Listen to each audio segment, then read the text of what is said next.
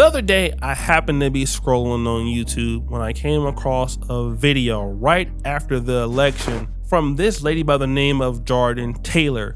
Jordan Taylor is a TikTok creator. She has a lot to say about the post-election, especially regarding black men.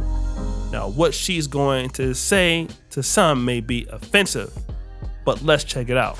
All the black people voted for Trump have one major thing in common. No education, no higher education whatsoever, not completed. And, education ain't everything, but it's a lot. Ask a black man why he's voting for Trump, and he gonna say something dumb like, he's helping the economy, but when you ask him to expand, that's the end of it. He's helping the economy. How? And they can't say nothing else. He just pulling. Ask one. Ask a local black man in your hometown why he's voting for Trump, and watch the bullshit that come out his mouth. What did 50 Cent say to Floyd Mayweather? Ask a black Trump supporter to read a page from a Harry Potter book. I dare you. And then come back to this post and tell me what the response is, because they all have that one thing in common, I swear. So this is interesting. Black men who voted for Donald Trump are not as educated. Okay? This is interesting. So some brother on TikTok, I'll put up a screen name here, he saw this particular clip. He was not happy with what she had to say. And it's just like, why? And it's not about her, right? I don't know her, but everybody's like that, right? Both on the Democratic side and the Republican side. It's like you put people at odds with each other over what? Okay, you have different political views. I understand being emphatic about what you believe in and wanting one candidate to win. But at the end of the day, does it really mean to go to the drastic measures of to bash the same people that for the rest of the year you want to scream protect? So when black dudes is getting shot, we yelling protect our black kings. But at the same time, if that same black king vote for Trump, now he's an incompetent imbecile that can't read. Jordan Taylor responds by saying this. And I've been reading the comments avidly, and I still haven't had anybody disprove what I said. I mentioned race, gender, and education because I think that all of those factors mattered. And per CNN, all of those things turned out to be true. I wanted no confusion on who I specifically was talking about. I was talking to men that are black that voted for Trump. And for that group, I think that it wasn't a smart decision to make to vote for that person. You said, how am I going to make that statement that I made and then turn around and say, support black kings, stand with black kings. And I thought that was interesting because no one has been a bigger, more adamant supporter of black men than black women. And that's in the past, that's currently, and that will be in the future. But as a black woman myself, we are exhausted. As a black woman, we are constantly defending black men. And when black men had the opportunity to defend and protect black women, y'all fell short. Now, while it wasn't a lot of black men that fell into that category that actually voted for Trump, when you think about the statistics, the number was still too high. So yes, I stand by what I said.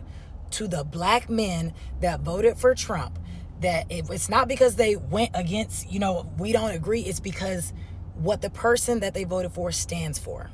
It simply didn't make sense. Now, if you listen to the young lady, she's talking very black. She's saying, hey, we are the ones supporting you in police brutality, you black men. Black women are tired. I went to just, get a feel for her TikTok, and look at what I'm seeing in the background. You see this? This is her and her white husband. Let's look at maybe this video. So here you have a whole black woman talking down on black men, saying that black men are this and that and uneducated, and how much you have the black man's back, but you're here with a whole white man. Now, let's get to the uneducated black male voters that vote for Donald Trump. Let's look at these Democratic cities that she probably doesn't want to talk about. Our states, if you look at Chicago, Illinois, If you look at Jackson, Mississippi, New Orleans, Louisiana, Detroit, Michigan, any of these heavily black Democratic cities, they're run by educated black people. Baltimore, right? All of these cities are run by black people. But look at Baltimore. Maybe I can bring an article up here somewhere where Baltimore reading and math level is beneath the standard in a Democratic state like Maryland. Okay? Look at Dalton, Illinois. Tiffany Hingard, she's a Biden supporter, but the city is $20 million in debt or $10 million in debt. So if these educated blacks are so smart in education, why are their cities and states failing? And see, people think because you have a education or because you have knowledge, you're actually intelligent. You graduated college, but that doesn't mean that you're productive. It doesn't mean that you know how to build your community or help serve your community. Clearly, this is a young lady who's an educated black woman, and she don't even have a black man. I guess that's being educated. So that's one thing, okay? To call black men stupid because they don't vote for Trump when the Democrats have all of the black elites. They have Michael Eric Dyson. They have people who are intelligent like Roland Martin, and they can't move the needle for the race. And that's my second point. What are these educated blacks that are Democrats doing for black people? Now, voting for Kamala Harris is voting against your interests because she doesn't want to give you reparations. But she got her reparations through marrying a white guy, I guess. These are the talking points that people do and deal with when they don't want to give you anything. Let's get to the talking black and sleeping white part. And this is something that a lot of black Democrats like to do. They want to talk down on black men, what the black man isn't doing, how dumb black men are for doing whatever they're doing. And they're with a whole white man. What are you even doing worried about what black men are doing? What gives you a right to even have a conversation talking down on black men when you're with a whole white man? You're not even somebody to be even talking to this about. You should be concerned about your relationship with your white husband and being under his leadership. You shouldn't even be speaking on any other man right now because really you're not with a black man.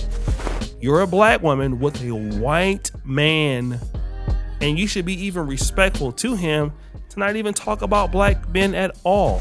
Because obviously you don't like black men. It's obvious, not only by your tonality, but by your dating choice. And let me tell you this, if it was a black man talking down on black women, well, you know, black women, they're an educated, and then you go out there and get a white woman, but you're so concerned about black issues. And this is typical Democrat behavior. Again, living a hypocrisy to what they talk about. You love the black community so much, and black women are this or that, but you're with a whole other race of guy.